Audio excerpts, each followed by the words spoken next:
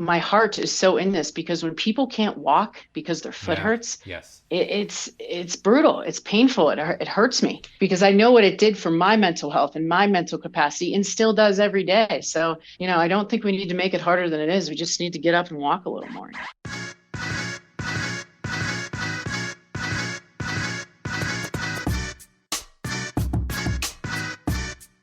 As children, most of us are born into the world with two happy, healthy feet. They move, bend, and push just like they were designed to. But over the years, whether it's through bad shoes, lack of motion, or flat out weakness, we tend to lose those ideal foot mechanics. And the downside can mean a negative cascade of events throughout the body. As someone that not only had foot issues herself, Dr. Courtney Conley was always interested in feet and how to get herself out of pain. This led her down a path of not only chiropractic school, but also working in an orthotic lab early in her career.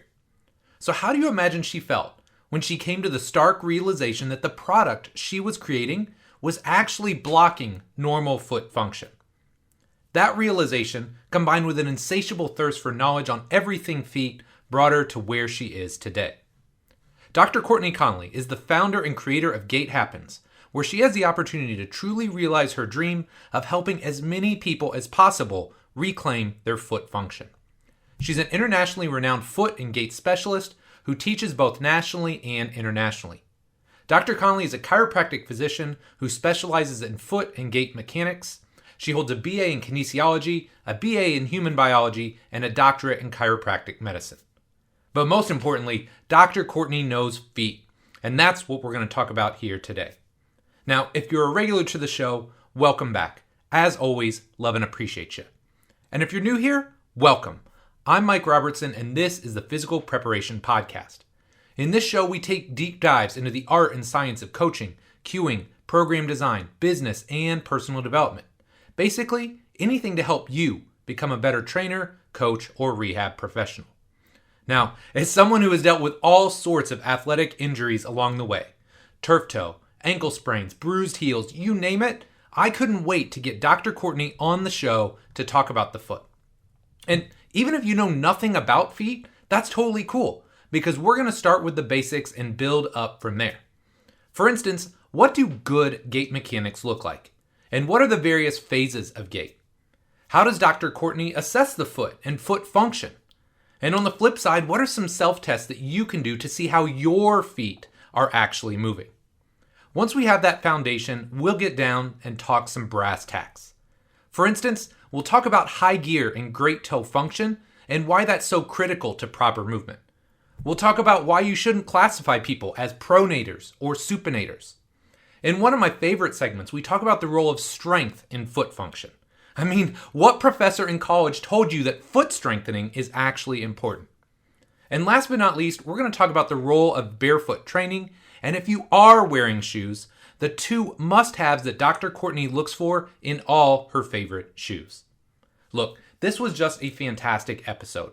I learned a ton. Dr. Courtney is amazing, and I think you're not only going to love the show, but you're going to learn a ton as well. So we're going to take a quick break, and then we'll jump into this awesome new episode with Dr. Courtney Conley.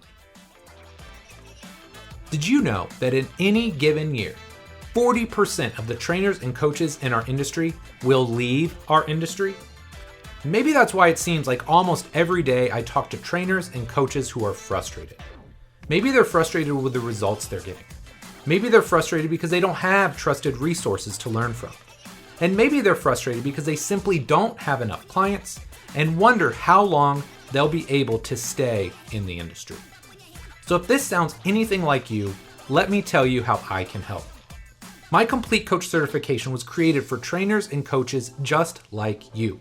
People who are serious about the results they get and know that becoming a better coach can directly translate to a bigger bottom line. This certification is going to take the last 20 plus years of my life's work and put it all into one massive course. In the cert, you'll learn how to use my R7 system to create seamless, integrated, and efficient programs for clients and athletes of all shapes and sizes. You'll learn the exact progressions, regressions, and coaching cues I use in the gym to help your clients squat, hinge, press, and pull with awesome technique. You'll learn my streamlined assessment process that will help you determine the exact movements your clients should be performing when they come in the gym. And last but not least, you'll learn how to create relationships and build rapport with virtually everyone you train so you can get the best possible results. Of course, there's a lot more that I cover, but that should give you a pretty good idea of what the CERT is all about. Now here's the thing, spots for the CERT only open twice per year for a limited time. But if you join my free insiders list now, you'll be able to save $200 when my next group opens. To get on the insiders list, just head over to CompleteCoachCertification.com. Again, that's CompleteCoachCertification.com, and then stay tuned for our launch emails very soon. Thank you so much for your support, and I hope you'll join us when the next Complete Coach Certification launches. Thanks so much for coming on the show here today. Really, really excited to have you on. Could you start by just telling us a little bit about yourself? Sure. Thank you so much for having me. Big fan of your stuff. So thank you. Thank you. A little bit about me. I am a mom. Okay. I have she's about to be 12. She's a spicy middle schooler. So I have a spicy middle schooler too. I know what that's like. She came home from school the other day, and will be a good segue for what we're going to talk about today. She said to me, "Mom, I don't know why you make me wear these platypus shoes and all the other kids get to wear Nikes." So I love it. So I'm sure we'll be talking about that later. But yes. So she's my little pride and joy. I am a chiropractor in Lakewood, Colorado. So I have a practice here. We have kind of your wellness. We got 4 docs in here, some physical therapists. When we have a gym. So that's been a big addition. And then I started Gait Happens, which is my online consultation company that we started about 5 years ago. So I feel very blessed to have been able to spread the word of foot health. It took off on us pretty quickly, and it's been great. So yeah. That's awesome. Well, we'll come back to that. Before we go there, I want to get your backstory. How did you get started in physical preparation? When did you start working out? What got you into just this whole world that we live in now? Movement has always been my therapy. Yep. Ever since I was a kid, my parents went through a divorce right when I was getting into high school. Okay. And it was one of those really formative, it's a very formative time. And I was just kind of a wild child, and I was feeling all the things. Mm-hmm. And getting myself into some trouble and doing all that stuff. And the one thing I knew I could always bank on to feel better was movement. Yep. Whether that was going for a walk or going for a run, or I was a ballet dancer. And it just, from the very beginning, I always remember that as being such an impactful and so necessary for not only my, physical health, which I really didn't care about at the time. I mean, I was in high school. Right. It was more, I knew it was making me feel better.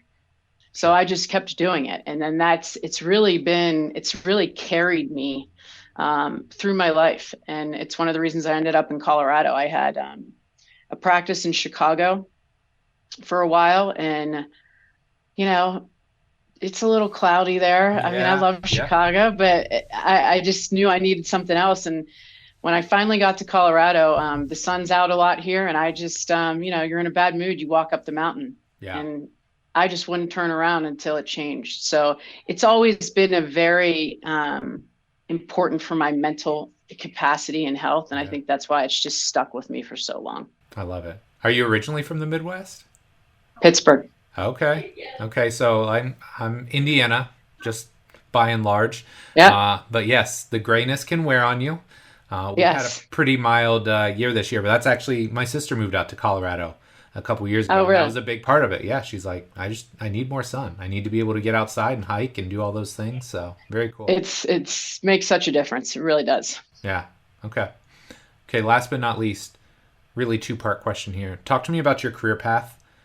Take me from high school to chiropractic school, all that, and then walk us through what got you into feet. Because it's a very narrow topic. So walk us through that. Yeah. I was a ballet dancer all from when I was a kid and all the way through high school. I was in the Pittsburgh Ballet Theater, and I spent a lot of time obviously on my feet in point shoes. I Mhm. remember shoving lamb's wool in my point shoes, and just thinking, why this hurts so bad. Um, but we spent hours, and Right. then I had bunions and I had foot pain. And then once I gave up the ballet, I was a triathlete. Okay. So then I did all the running, swimming, and biking. Um, and I just couldn't seem to get over this hump of continuous foot injuries, from bunions to neuromas to a stress fracture. And so coupled with that, and then my love for movement, I was like, all right, let's get into a field where we can help people. So I went to chiropractic school, and I think we had a half a semester of foot and gait Yeah. education. That was it. And I was like, you got to be kidding me. Like, this is all we're getting.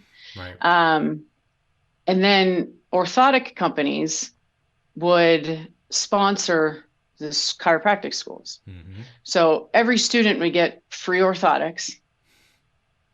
And, that's what we did. We had a half a semester of learning and free orthotics. You're indoctrinated, right? And I was like, oh, okay. Um, and so I got out of school and I started treating the feet and became obsessed with it. And I ended up, you know, really dispensing a lot of orthotics. That's what we knew to do. It Yeah. was, you have foot pain. I got very good at looking at someone's foot and figuring out, oh, how do we brace this thing? Yeah. Um, and this was in Chicago. And then when I moved to Colorado, I ended up working in two orthotic labs. So I was doing my, foot and gait work, but then I was working in the orthotic lab. So it was a constant back and forth. Um, and I really thought at the time, you're doing the best that you can for the patient. And in the meantime, I'm wearing these orthotics. I'm training for my races, and I'm going, something is not working here. Right. Because we'd be posting my orthotic, and then my knee would hurt, and then I'd take out the post, and then and it just something wasn't working. So through kind of self exploration, I just thought to myself, the foot has more muscles in it. We have 4 layers of intrinsic muscles in the foot. Like, what am I doing here? I Yeah. would never brace my back for this long. Right. And so I started to play around, and then I started to do my own research and surround myself. You stand on the shoulders of giants and just having lots of conversations. And I started to pull myself out of them and focus on my foot strength and foot health. And then things really started, and it happened pretty quickly. Really. And I started to integrate that with my patients. And I was like, I think we're onto something here. Yeah. Okay. So it's been quite the kind of journey with all of that. Yeah. Okay, so I already want to go off script because this is super interesting to me. And reminds me of something, I dealt with a knee issue. This was probably like 2005. I was powerlifting and couldn't quite figure it out. And it led me on this path of, all the traditional things that they say to do aren't working. So I'm interested in that time. You talked about this self exploration. Like, what were some things that you do? Like, were you just trying stuff on yourself? Were you reading research? Like, what were you into at that point in time that started to take you down this other path? Well, I think I've always felt, when I'm standing on my feet, how do I feel? Yeah. Being in the background that I was, you're kind of aware of how your body's feeling. And I remember taking my shoes off and just balancing. And I'm like, wow, I feel a lot better when I'm balancing without all this stuff underneath my foot. Right. And to this day, that's one of the assessments. Like when I talk to my patients, because our clients will have been in, really thick cushion shoes and orthotics for a very long period of time, as was myself. And, to have these conversations can be difficult, but every single time, like, just take your shoe off and just balance and tell me what you feel. Mm-hmm. What does your foot feel? Yeah.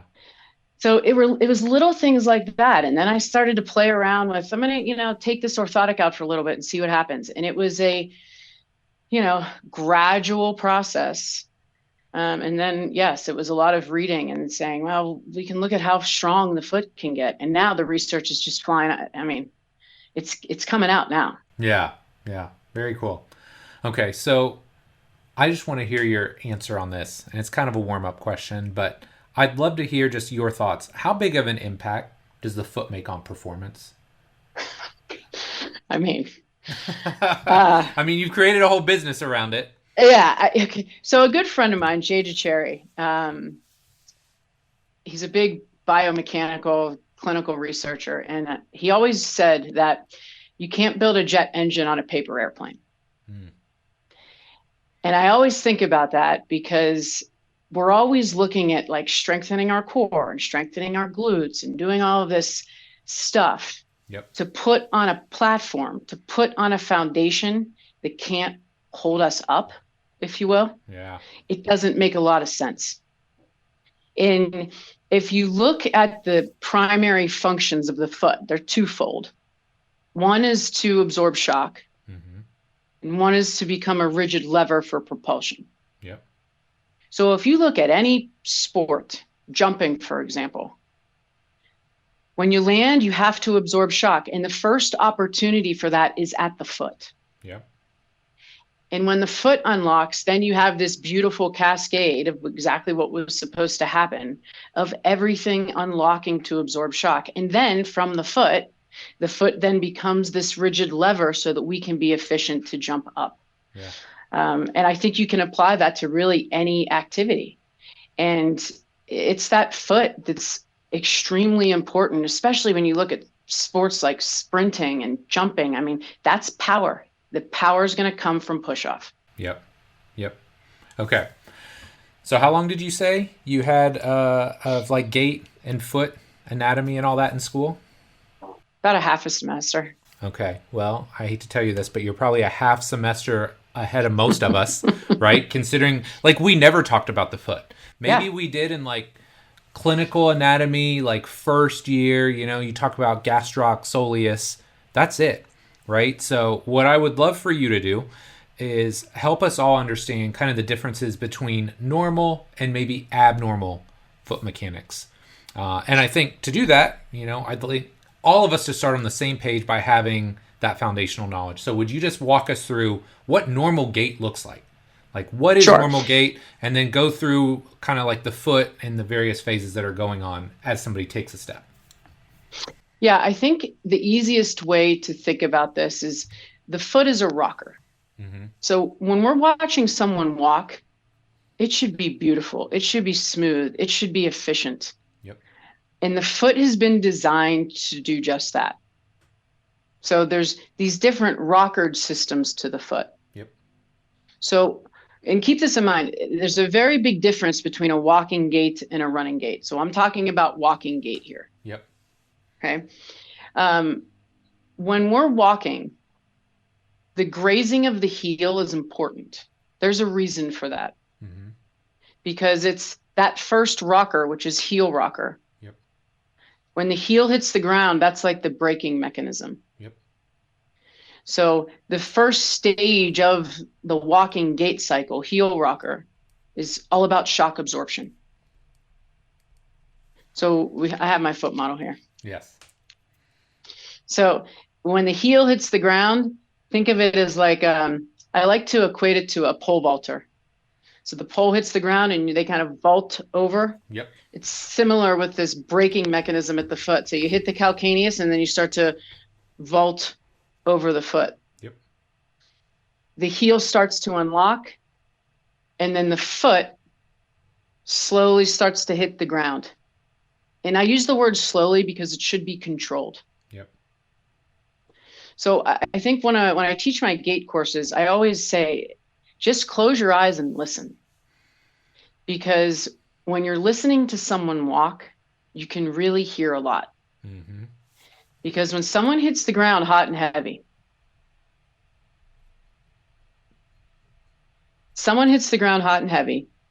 and their foot slaps the ground, yep, you can probably be pretty certain that they don't have good eccentric control of their pre-tibial muscles.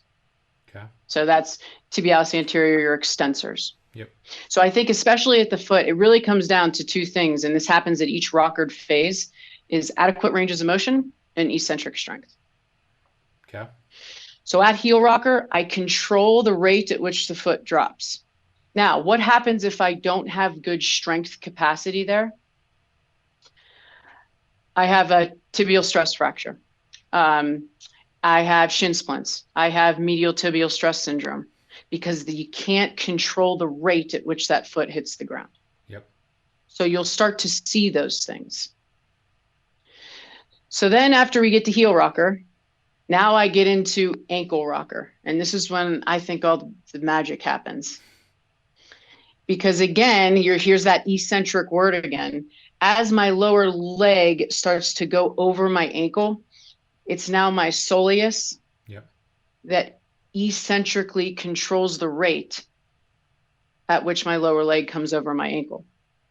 So again, we have to have a very strong soleus. I love the plantar flexors. Yep.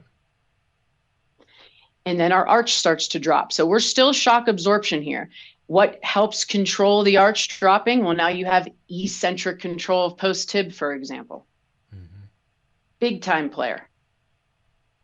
So in the beginning of the gait cycle, you have all these beautiful things happening to absorb shock.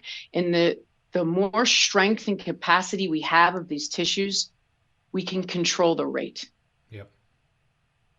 And when we can't control that rate and we start speeding through these rockered systems, that's when you're going to start to see, repetitive strain and symptoms at the foot.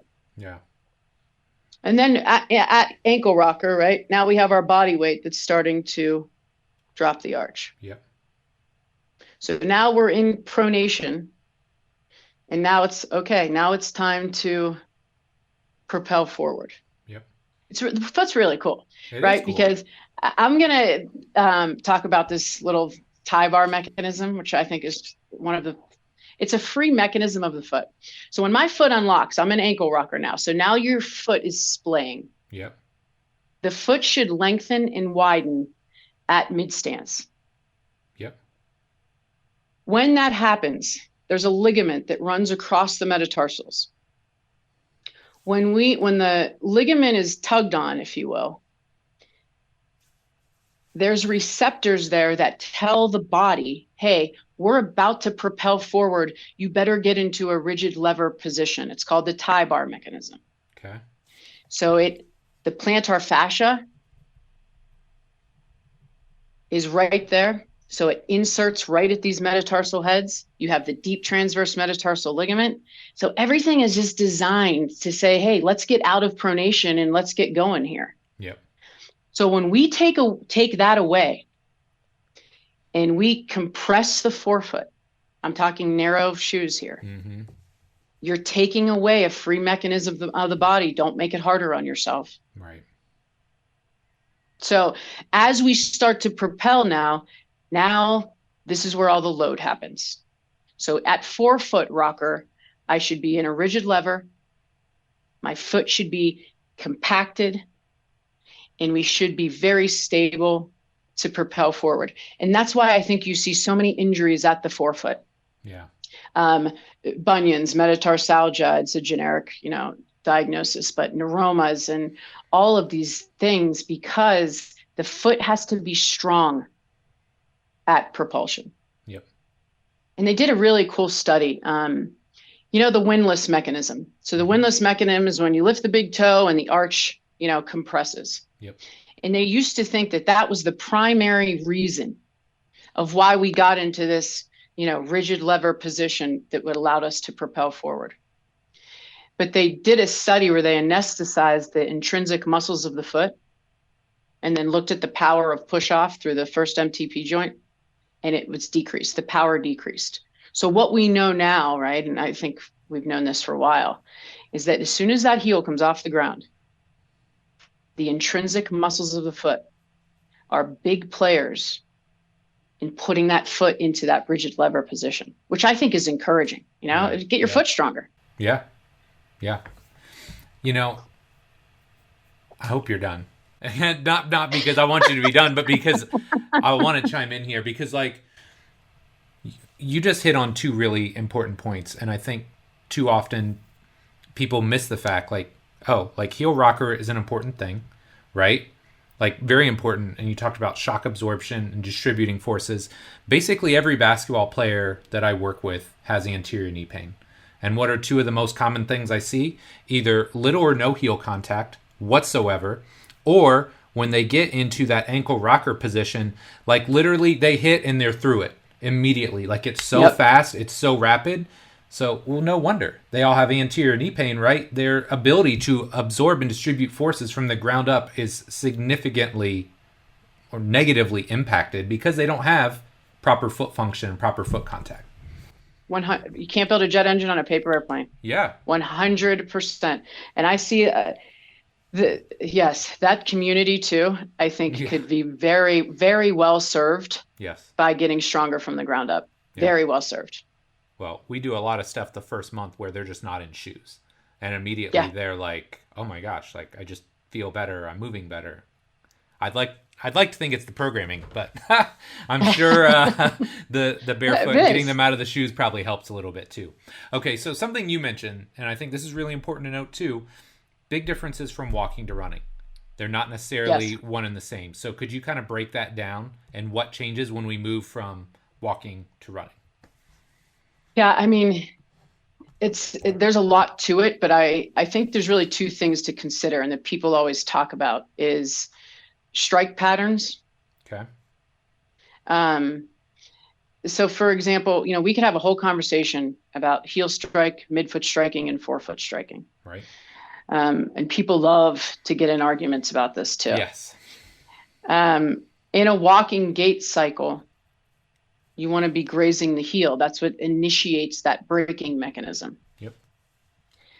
In a running gait cycle, there's a big camp out there that would say heel striking is a no-no because it puts too much load through the body. And I would argue that it's not necessarily how the foot strikes, but where the foot strikes. Okay. So when you strike, I think the enemy here is the heavy overstriding that can occur in a running gait. Yep. If you can get your foot, you want to think about getting your foot as close to your center of mass as possible. Mm-hmm. And some runners are very good at doing that, and they just compensate with a lot of knee flexion. Mm-hmm. So they can still strike that heel closer to their body. They just get more knee flexion out of it. Right. But when you bring your foot closer to your center of mass, most will adopt more of a midfoot or even a forefoot strike. And then that's, it just changes load, right? So you heel strike, you put load through the knee and through the hip and through the back. You forefoot strike, you put load through the foot and through the ankle. Mm-hmm. So it's just a matter of changing load. And I think that's important when we're looking at, getting our runners back to running. Yep.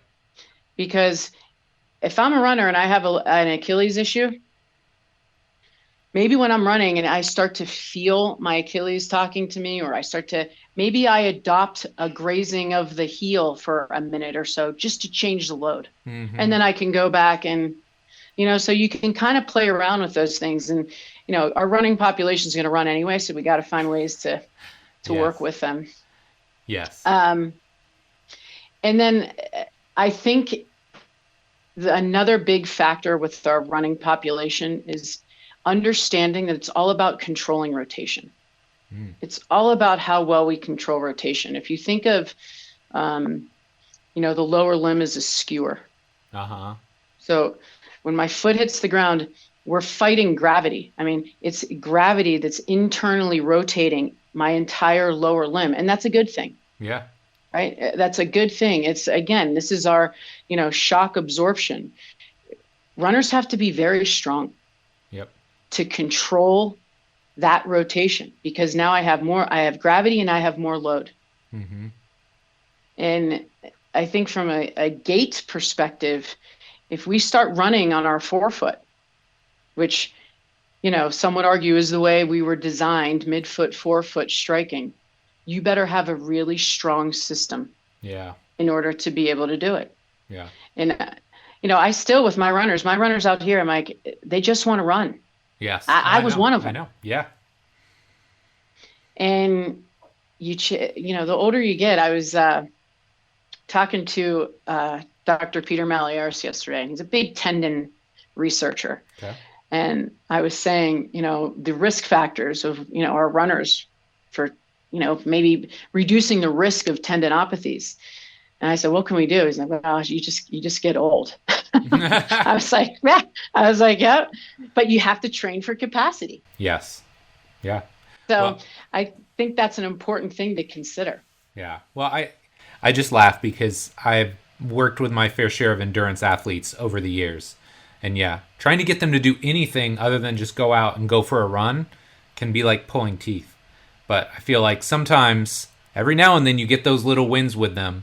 Like, hey, man, Yep. just give me 2 days a week in the gym. Let's do some strengthening stuff. Let's do some things that are going to work on these underlying foundational issues that you have. And hopefully that'll keep you running at a high level for the next 15 or 20, right? But it can be difficult. It is, if you can get somebody on board with that stuff, it's game changing. Yes. Yes. And then especially getting the foot strong. All right, we're going to take a quick break in this episode with Dr. Courtney to talk about the Complete Coach Seminar. If you're listening to this, you have less than 1 week to register for this awesome event, March 24th through 26th in Seattle, Washington.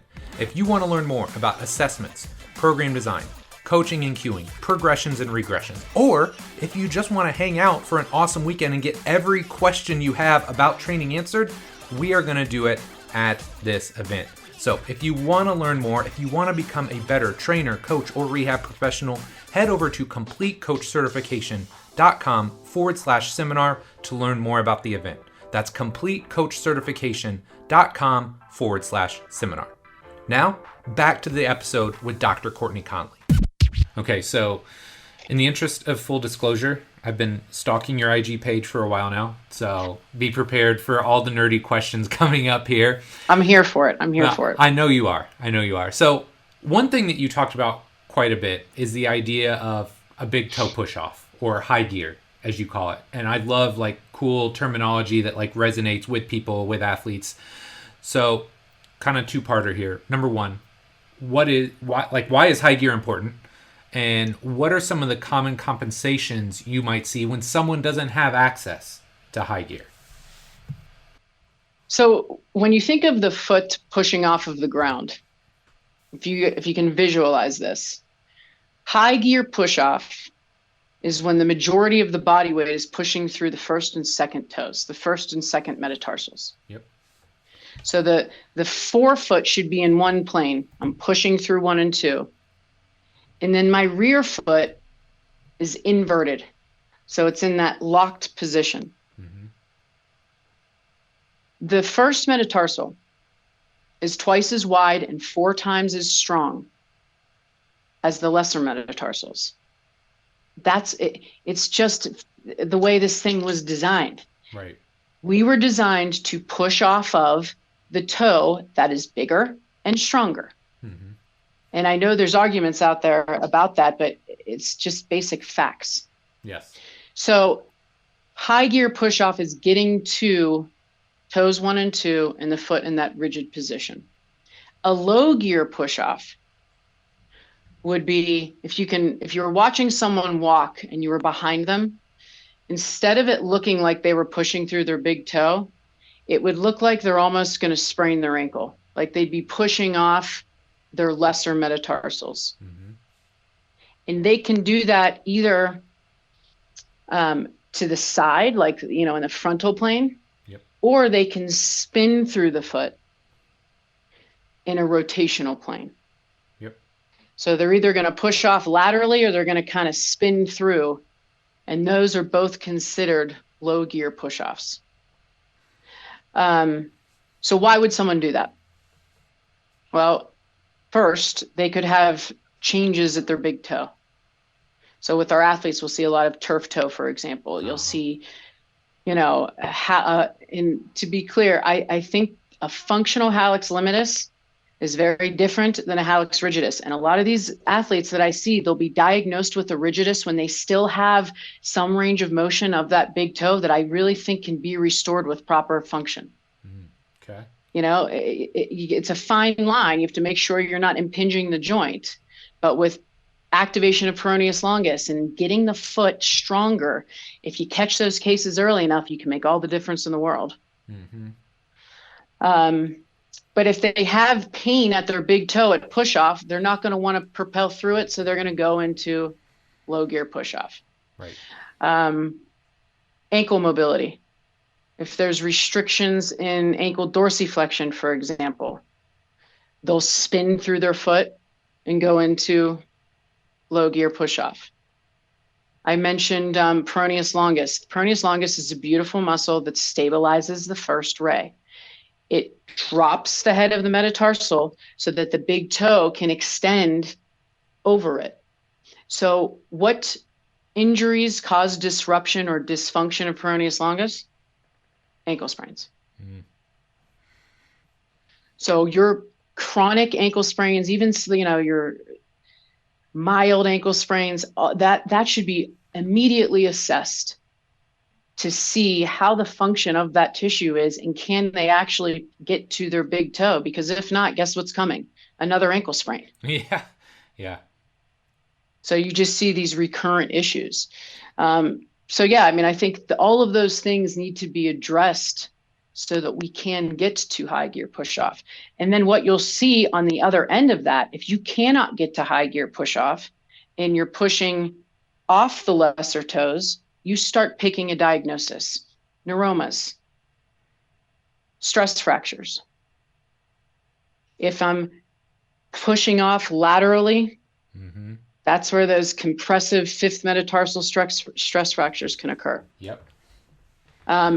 If they're pushing off the lesser metatarsals in more of a rotational position, bunions, post-tib, plantar fasciitis.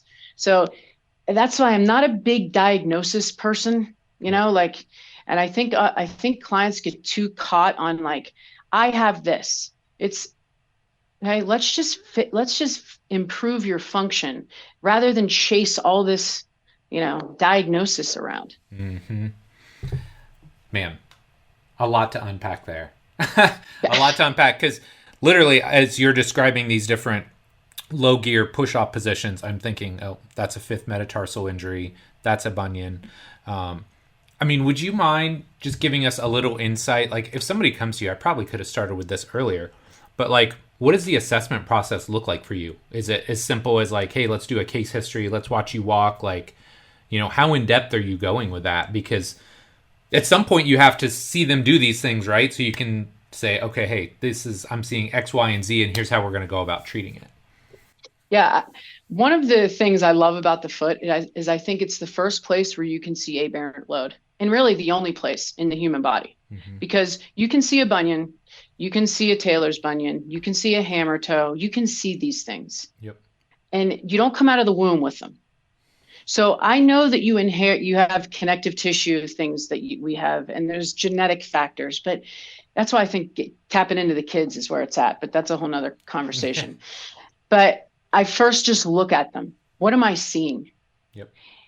And then we go from there. I ask them, when they're standing, how does their foot feel? What part of their body are they loading? And half the time when you have poor sensory awareness at your foot, they won't even be able to feel parts of their foot. They're like, yeah. I feel the inside of my big toe. I'm like, where's all your pain? My big toe. So, a lot of it is just, I spend a lot of time on education. Hey, I want you to feel different parts of your body. Stop hanging out and loading just the medial column of your foot. Yeah. And then we do gait assessment. So I watch them walk. I say that gait assessment takes you to the stadium. It doesn't take you to the seat. Okay. So it's a tool to see things like low gear push off. And then I can say, okay, I want to look at the range of motion of their big toe. I want to look at the range of motion of their ankle. And then we get into, a lot of capacity testing. I think a calf raise is you can see so much. Yeah. So much. Yeah. Most I mean, granted, I see people that have been in pain for a while, or, surgeries, things like that. But to do a solid calf raise where I'm like, yes, that's beautiful. I get excited because you have to be able to come up onto your forefoot. And I mean high. I think when we do rehabilitation, often for, Achilles and plantar fascia issues, a calf raise it's not mid-range unless that's what you're looking to do. Right. But you got to get up on the ball of the foot. Yeah. And people will be like leaning into the wall, they'll bend their knees, or they'll like be outside on their toes. And, I think that it's a very, very good assessment to see what their motor patterns are. Yes. Yes. And I love those little tests. And I think one of the other ones that is a big one is getting people to actually find pronation at their foot. I don't think people feel what it's like to actually lengthen and widen their arch. Yep. And especially when you've had patients that, have been, they had plantar fasciitis 20 years ago, and they've been in an orthotic for 20 years and like a Brooks Beast. Their arch hasn't lengthened in 20 years. Right. And then they wear the shoe at home, and then they wonder why things aren't getting better, or they're having this symptom and this symptom because there's no load happening. Yeah. So getting people to actually feel what the foot feels like to unlock and lengthen is a lot of the work that I've been doing recently. Super interesting, and kind of fits in well here because, a lot of times people will get diagnosed, right? I'm sure you've seen and heard every diagnosis in the book at this point, but people get diagnosed with having flat feet, right? And It'll sound like, oh my gosh, you have stage 4 cancer or something super serious. What I would love to hear from you, because I don't think flat feet are a bad thing. They're a part of the gait cycle, right? And for a lot of my athletes, they're performance enhancing, right? For certain reasons. But I'd love to hear your thoughts on just flat feet as a whole, and maybe why someone might present with them.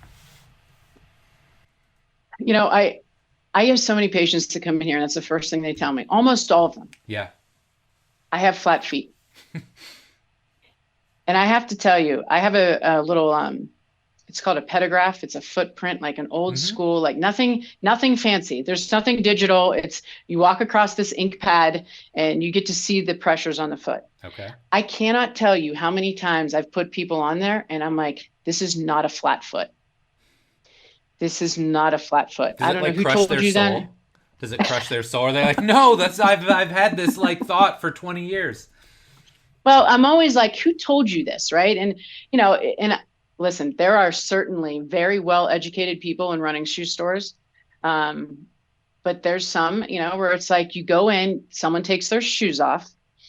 And when we're standing, if you were standing in front of me, most of us stand in a position of mild to moderate subtalar joint pronation. So it will look like the foot is pronated, which is completely normal. There's so many variations of the design of the subtalar, of the talus and the articulation of the joint, that we should not be all up in arms seeing this going, this is a flat foot. Right. And then trying to block it with, an orthotic and a shoe and a this and a that. But to get back to your question with flat feet, I think it's like an epidemic, and it shouldn't be. Right. There's a difference between rear foot pronation and midfoot pronation. So rear foot pronation is when it looks like like I was just talking about, like that mild to moderate, where the rear foot looks like it's caving in, and I use that word loosely. I don't like to even say that word to my clients, right? Right. Those feet, typically when they do a calf raise, for example, they can get into that rigid lever position. And that's when I know I'm like, you're all mine. Let's go to town here, because this is a foot that needs to be stronger. Let's just get this foot stronger. Right. When you see midfoot pronation, so that's when the navicular, that's the highest, the navicular is the highest point on the arch, the medial aspect of the arch. You will have patients that come in where that guy's on the ground. Mm-hmm. Luckily, you won't see too many of them, but they are out there. And that can be a little trickier because a foot that stays in that really excessively pronated position for very long periods of time, when once may have been flexible, has now become rigid. Yes. So it's a forefoot supinatus. It can be driven by forefoot, and that's we won't go down that road, but you have to really differentiate the two, because one foot, you're going to have really good success on strengthening. And like I said, you will see more of those. But the one where the foot is stiff and rigid and that midfoot is your pancaked, you have to say, can I rehab this foot? And a good assessment for that, right, is I'll just have them, here's your pancake foot standing on the ground. When they take their foot off the ground, if I get a little recoil there, yeah, like I see that arch start to pop up, I get excited about that. I'm like, we can restore some of this. Okay. But if I go pancake on the ground and I lift it up and that thing stays flat, that's definitely a more complicated flat foot case, because now that has turned rigid. Yep. Or has become rigid. And that's when you really have to find ways to make them comfortable, because that can be a very uncomfortable gait. Gotcha. Okay. So you've mentioned a handful of times foot strengthening. And I feel like there's a lot of ways we could take this. And we're going to talk about barefoot training later, so I don't want to go there just yet. But just talk to me about low-level foot strengthening. Somebody's listening to this show, it's like the person that wants to go to the gym and start working out a little bit. Yeah. Right? Like, oh, I, read these articles and I know I should do a squat and a hinge and a push-up, whatever. Yeah. What are some foundational foot strengthening exercises? Maybe somebody doesn't have pain, but they're like, no, I can see the value in this. Where do I start? Well, I have some fun at-home assessments that you can kind of do, right? Yeah. So if you were just standing and you were going to lean forward, right? So your whole body would lean forward. Yep. At the tips of your toes, they should flatten, and you should see what's called like a wink sign. So it looks like a little crease in the distal aspect of the toe. Mm-hmm. That means that flexor digitorum brevis, so the muscles of your foot, are working as you start to tip forward.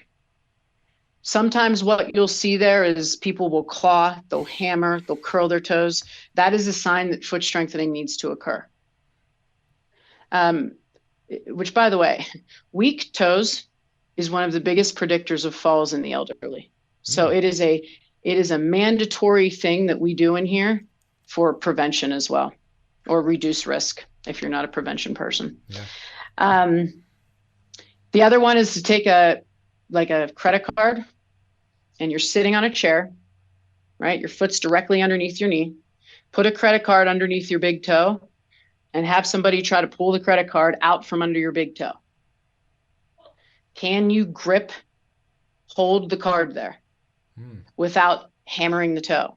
And when you press the big toe into the floor, you should feel your arch engage. You should feel like there's tension underneath the arch. Right.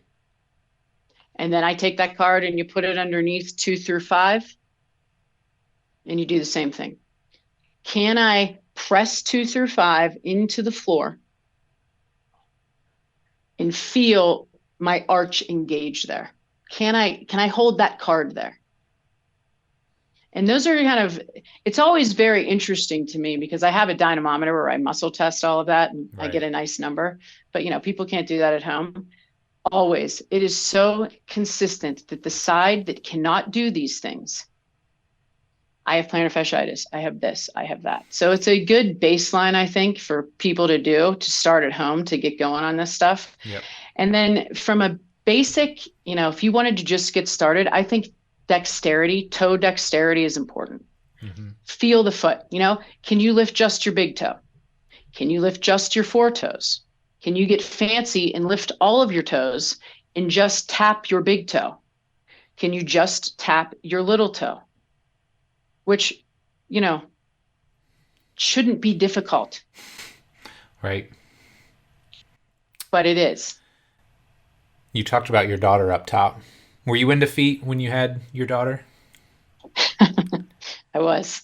And I have a funny story for that because, when they're kids, they do those paintings at school and they put their feet on and Yeah. then they make a butterfly with the Yeah. soles of their feet. Yes.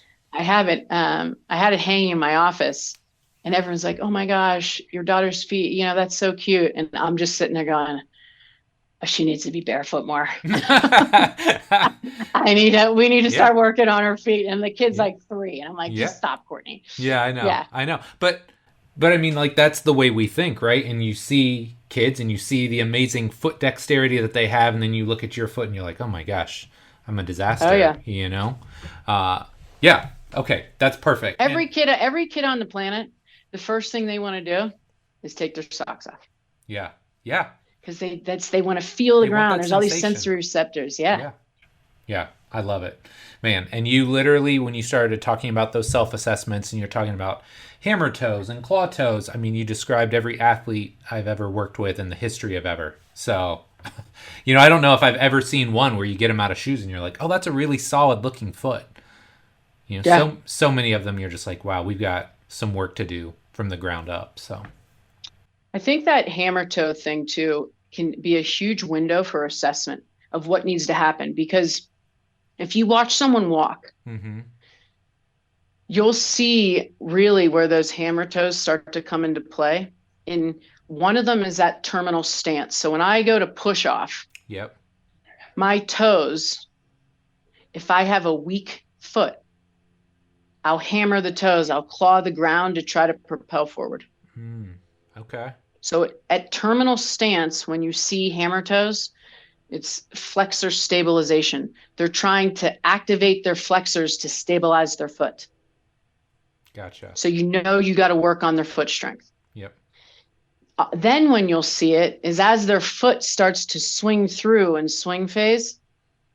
If you'll see the toes hammer coming through swing phase, mm-hmm. you need to look at their extension, ankle dorsiflexion. Yep. Do they have good ankle range? Because that can be a substitution, extensor substitution. Yep. To try to clear the ground so they don't trip on their toes and fall forward. Gotcha. So depending on where you see those hammer toes, terminal stance, flexor stabilization, or swing phase, extensor substitution, that's why I said gait assessment takes you to the stadium and then you know right where to go. Yeah. I'm either looking at their ankle range of motion or I'm looking at the strength of their feet. Gotcha. Very cool. Okay. So one other thing that I was loving, and I talked about this before the show. I wasn't sure if I was going to say it, but I'm going to say it anyway. I love people like you who are focused in one area, but don't lose the forest for the trees, right? Like you're looking at the big picture. You're looking at how all of the body works together in this dynamic, cohesive fashion. So I loved one of your posts, and I don't know if you create all of them yourself, but the post that you had a while back about tibial internal rotation, right? And you talked about it before. Tibial, like internal rotation as a whole is important. So would you elaborate on the need for tibial internal rotation and why it's an integral component of effective gait? It's such a good question. And I think it's so overlooked. Everything's about rotation. And what starts the cascade of rotation is pronation, right? So the foot hits the ground. We have different places in the body for shock absorption. And number one is at that foot when we go into pronation and then ankle dorsiflexion. Yep. When the foot pronates, the tibia can internally rotate. So those motions are coupled. Yep.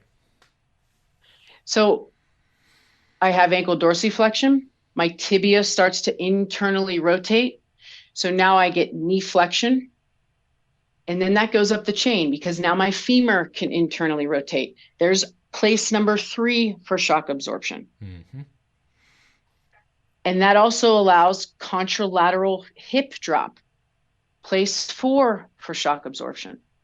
So when you start disrupting from the ground these opportunities for shock absorption, and in particular at the ankle, and then not allowing that tibia to internally rotate, you're going to have problems up the chain. So that when I was talking about earlier about finding pronation, you'll see clients try to do this, and the tendon of tibialis anterior will just be like, I'm like, settle, calm, right? I'm like Right. petting it, Right. I'm like, stop firing this. Right. Because if my foot stays in that very rigid position, then I can't unlock the foot. I can't get ankle dorsiflexion, and I can't get tibial rotation. And that to me is a recipe for problems up that kinetic chain. Again, you pretty much described every athlete that I've worked with that has knee pain, right? Yeah. They lack that tibial IR, they lack that pronation. So again, they can't decelerate, they can't absorb and distribute. I hate all the terminology, right? Like some people want to say you can't absorb force, whatever. However you want to think about it, absorb, distribute. You can't do those things effectively if you don't have tibial internal rotation. And it's just not something I hear a lot of people talk about, quite frankly. So that's why I was so excited to see you guys talking about it. Yeah, once you get it going too, and I think you said a key word there too, is deceleration. Mm-hmm. Controlling the rate. I always say that at the foot, it's about controlling the rate. And when we have these opportunities to help slow things down, like tibial internal rotation, and being able to control that, I think is just massive. We got to take advantage of it. Yeah. Well, you said it up top. The gait pattern has to be smooth, right? There's an element of smoothness or rhythm. And so either sometimes people just won't have it altogether, or two, again, what I see a lot as well is sometimes they'll have it, but they just blast through it, right? So they're not really like slowing down. They're not letting things unlock, store energy, release energy. It's just like this rigid, quick, and then you wonder why they have pain. You can see it. You can see it coming. Literally, you can see it coming. It's cool. Yes. Okay. I'm excited about this next one. Barefoot training. Yes. All the rage 10 to 15 years ago, right? Everybody had Vibram 5 fingers and was walking around barefoot everywhere. It seems to have cooled a bit since then. But, I mean, this is your world. This is your jam. So I want to know your thoughts on barefoot training, barefoot running, anything in between. So I think it's interesting. And I was actually talking to Steven Sashin about this, and he's the guy who owns Zero Shoes. Okay. That Vibram lawsuit kind of put a big kind of halt in what, this barefoot running community was trying to do, because the lawsuit was, intended for, it ended up being an advertising issue, right? That they made a claim, and then that was the reason for the suit. But what it ended up being explained to the public was that this was causing injury. Right? Not that it wasn't supporting something, but that running barefoot was actually causing injury. And in fact, that wasn't the claim at all. So it's been interesting to see this world kind of recover from some of that, because, it kind of stopped it in its tracks there for a bit. There's a study, and I sent this over to you, looking at, it was a small cohort. So there were 28 people involved, and they ended up having 20 people in the study. And there were all, as with any study, there were, certain factors that weren't there. There wasn't a control group. But I think the thing that was really interesting about this is they had 20 people that had symptoms of plantar fasciitis. And we know how difficult that is to treat. Yep. It can be extremely chronic. They can come back years later. I forget what the numbers are, but I think it's something ridiculous. Like 44% of people can have recurring symptoms up to 10 years after an initial diagnosis. So it's just one of those things that can linger. Yeah. And our treatments in the past for that, have been orthotics. And don't get me wrong, that therapy, orthotic therapy, can be very beneficial for things like this. Yeah. But it's therapy.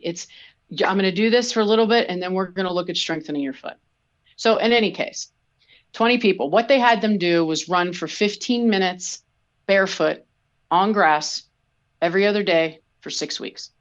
19 out of 20 of them, 19 out of 20 at the 6-week marker had a decrease in pain, and at the 12-week marker. Wow. So call it what you will, but that is extremely, like, I know that, like I said, that there's all these, well, there's always going to be, well, there wasn't a control group and there wasn't this, but at the end of the day, these people felt better at running. So what happened? And when you look at strength capacity and you look at strengthening the foot, that's what's going to help with these patients. Yeah. Because flexor digitorum brevis, the muscle where you actually get the spur and plantar fasciitis, not in the plantar fascia, is getting strengthened when you run barefoot. It's load. Yeah. I mean, I think it's interesting, especially when we talk about, like, we need to load our squat and we need to load our deadlift, but we don't want to load our foot. Right. It's the tissue is no different in the foot than it is everywhere else. But that load has to be very slow and progressive. You would never tell someone to squat 100 pounds today, and then they're going to squat 200 pounds tomorrow. Right. So as far as the barefoot running, I think that it's not for everyone. If you've had surgeries or traumas, or you have a forefoot where you're trying to decrease the progression of your bunions, or you have, there's been changes to the foot, you need to be wise. The structure has changed. Sure. Can you still benefit from strengthening a foot? Absolutely. But I think getting into that type of running is certainly, how we were more designed to run. Yes. And I think there's ways to meet everybody where they are with that.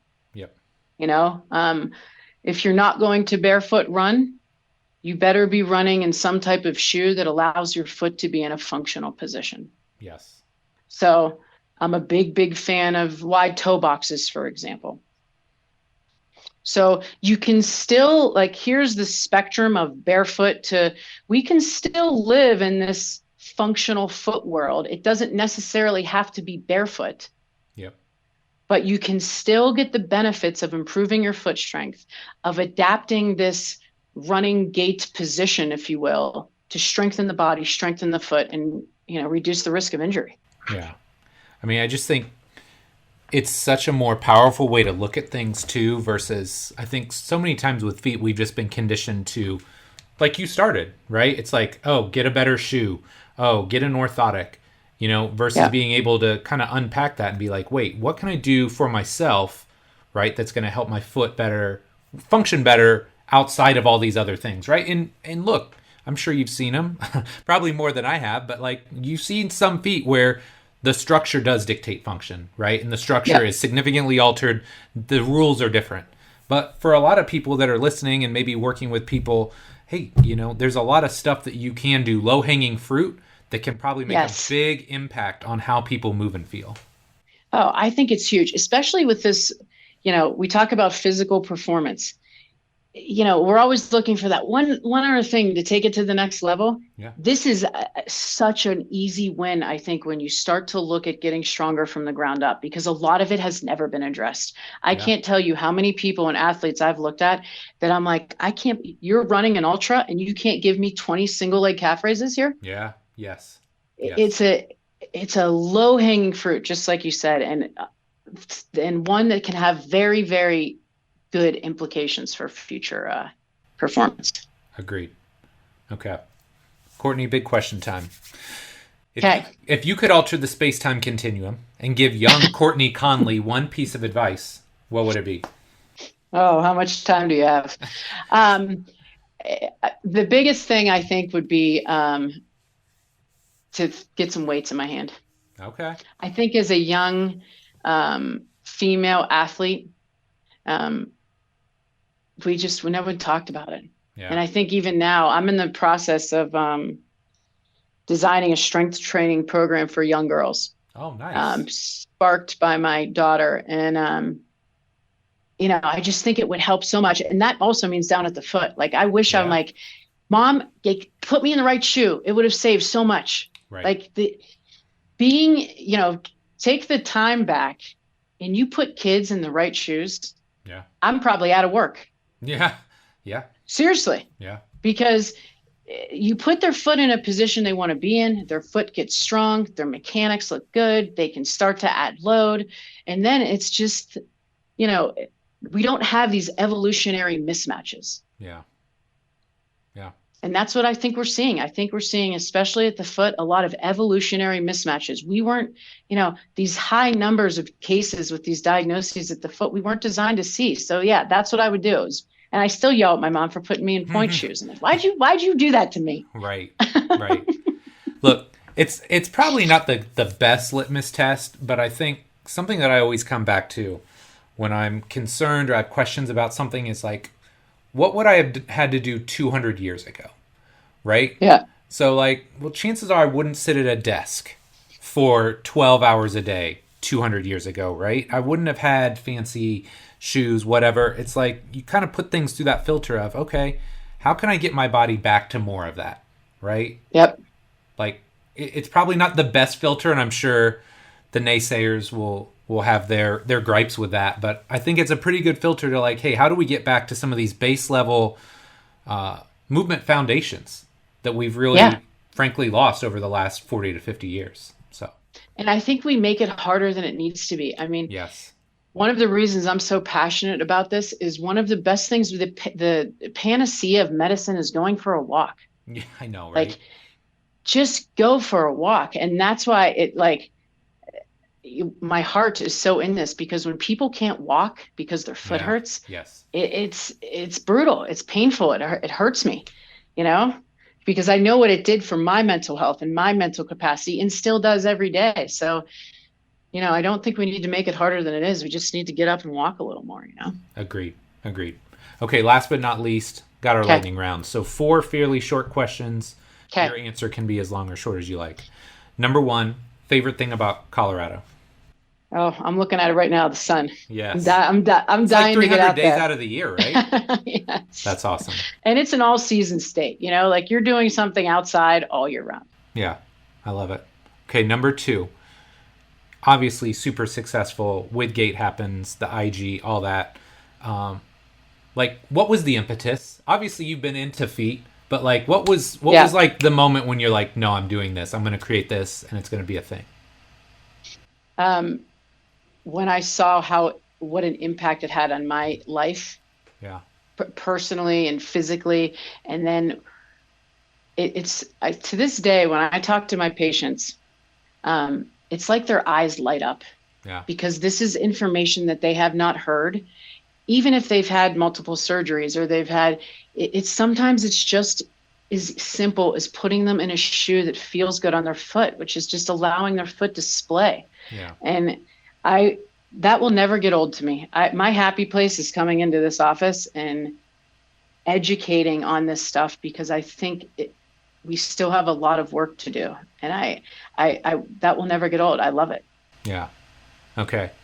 I'm going to put this out there. And if you want me to edit it, I will. Because I know people like you, obviously you've got a huge audience, right? And I'm sure there's a lot of people that want, your influence, or they want your thoughts on shoes. Is there just a general shoe that you like or that you're willing to share with us? Ben O'Nig is a researcher. He's up at the University of Calgary, and he has done a ton of research on footwear. Okay. At the end of the day, the best shoe, because we get this asked all the time, is the one that is the most comfortable on your foot. Okay. Now, with that being said, you can't argue that a shoe that allows your foot to be in a functional position, so there's room in it, and you're not, in a heel to toe drop of 10 millimeters, is going to be less comfortable. So that's where it's a very easy sell as far as footwear for me, because I'm like, listen, just put this on your foot and tell me how comfortable it is compared to what you're wearing now. So with that being said, I always meet the patient where they are. My non-negotiables for footwear is a wide toe box, number one, Yep. and ideally putting their heel and toe on the same plane. I love that. I mean, yeah, I love that. Like, those are two things. I didn't think of it like that. But yeah, especially because we get so many people in the sporting world, they love, I'm like, Yeah. it's the equivalent of a high heel, right? Yeah. But it's just an athletic shoe. Yes. And you can play around with, you know, the cushion or the stack height, right? So Yep. people are like, well, I stand at I'm at a grocery store all day and I stand on concrete. That's fine. We're still going to allow your toes display. I'm still going to get you on a level playing field for your heel and your toe, but I'm going to put a little more cushion under you, like, an ultra running shoe, for example. Yes. And then once their foot gets stronger, and then they're going to say, I feel a little wobbly on all this cushion. Let me just dial it down a little bit. And then Yes. you have that like transition that really will start to happen naturally because people will start to say, I feel better when my foot can hit the ground. Yep. Okay. Very cool. Thank you for answering that. Because I'm sure I know if I'm thinking it, other people that are listening are thinking it. Like, Yeah. what are the general recs? So, toe splay, the ability for the toes to splay, and level front to back. Yep. Love it. And Oh, on our, as far as footwear questions, on my website, Gay Happens, there's a favorite product section. We have a list of shoes, and it'll be perfect. like athletic shoe, casual shoe, dress shoe, kids shoes. So everything, and they're all compatible with that wide toe box in what Okay. we just talked about. Perfect. Well, I'll make sure I put a direct link in the show notes so people can find that easily. Two more. Number three, Okay. what's the most difficult foot issue you've ever seen? That's a good question. Probably the ones that have had multiple surgeries. Those are the ones when I seen them coming through the door because now I'm more on what can we do to prevent this from getting worse Yep. and how we can prevent you from not going underneath that knife again. Mm-hmm. Yep. And those are the tough ones because once you start cutting into the foot and disrupting the fascial integrity and listen, I'm not here. There is a time and a place, and I Sure. work with some excellent foot surgeons, and we have very good relationships because when they're done with the surgery, if it's necessary, then they come to me and then we start rehabbing and strengthening the foot. Mm-hmm. But when they have these surgeries and there's no care for the patient on the other end of that, of what needs to happen, those are the ones that I'm like, it's tough. But it's always hopeful. I mean, I had a woman in here the other day. She had 4 surgeries on her left foot and 1 on her right. And she came in, and this is why I love what I do. She's like, I just want you to know that I took, it made me cry now, Mm-hmm. a walk with my husband for the first time in like 8 years. And I'm like, oh Wow. my God, That's amazing. So, and I'm certainly not putting her in a thin soled shoe. Right. So I have her with some cushion underneath her foot, but she's in a wide toe box. We've worked on strength and mobility, and it's just, that's why we do what we do, right? Absolutely. Like, and I know you know this as well, but man, those tough cases, you learn so much, right? Yeah. Like you earn your money, right? Like you Oh, earn yeah. the money that because these people are challenging, but man, you learn so much as a practitioner because the rules are different, right? There's Yes. different constraints in play, more things you have to think about, take into account. They're hard and challenging, but man, they make you better for sure. Yep. Yeah. Last but not least, what's Okay. next? What's next for Courtney Conley? What are you working on? What are you excited about? Anything. Yeah. Um, we're launching our level 2 course, so I'm very excited about that. So looking at, our first one was assessing and now we're getting into treatment. So I'm excited about that. But I think the next couple years is going to be a heavy focus on the kids, Mm. And really starting to see what we can do because I think that impact there, like I said, will really change the course of a lot of what we're seeing now of this evolutionary mismatch, if you will. I'd Yes. love to intervene there and say, how can we work with these kids now so that, they can become better athletes with getting less injured, especially with Yes. foot injuries and Yes. things like that. So I'm kind of, that's sparking my interest, and I probably will never retire. My dad and I talk about that all the time. He's 76 and he's still like has his business and he's still, Yeah. when it's never, I never looked at it as work, you know? It doesn't feel like it most days, does it? No.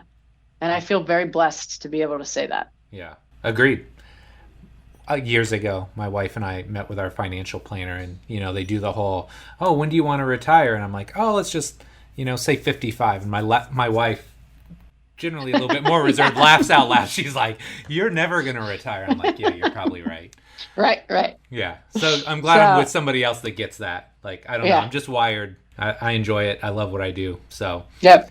Well, Courtney, this has been amazing. Thank you so much for your time. Like, you are such a wealth Thank of you so knowledge. much. Like, super fun to talk to. Where can my listeners find out more about you, Gait Happens, all that good stuff? Yeah, it's pretty much everything Gait Happens. Our Instagram account is Gait Happens. Our Facebook account, Gait Happens. Our website, gaithappens.com. So it's pretty easy. I love it. That makes it very streamlined and easy to find. I'll put links in the show notes, so those of you that are listening in can find all of this easily. Definitely, I'm not just saying this because you're on here, like easily one of the most impactful IG pages I found. Not a one-trick pony, like so much great information and a nice blend of theory, like things to start thinking about, and actionable stuff. So fantastic work. Courtney, again, thank you so much for your time. I really appreciate it. Thank you. All right, my friend, that does it for this week's episode with Dr. Courtney Conley. Really hope you enjoyed it. This is such a great episode, man. I'm sitting there and I'm really trying to dual task. On one hand, I want to take notes because she's just dropping so much great knowledge. I want to learn more. But on the other hand, I got to host the show and I got to make sure I'm locked in and asking those follow-up questions. So, man, I can tell you this is one I'm going to listen to 2, 3, maybe 4 times because of all the great information Dr. Courtney shared. So, really hope you enjoyed it. If you did, I've got one of 2 small favors to ask. Number 1, if you're not already subscribed to the show, do that right now. iTunes, Stitcher, SoundCloud, Google Play, Spotify, the Amazon store, wherever you consume podcasts, go there right now, hit the subscribe button so you know each and every week when a new episode drops. If you are a subscriber, or if you just want to go a little bit further, do me a favor and please share this episode with somebody you think would benefit from it. Maybe it's a friend or colleague that's dealing with foot issues. Maybe it's a trainer, coach, or fellow rehab professional that wants to learn more about the feet. Dr. Courtney is such a great resource, and I really feel like I want to spread her message and help her get the word out there about how important proper foot function is. So my friend, as always, thank you so much for your support. Love and appreciate you, and we'll be back next week with our next episode. Take care.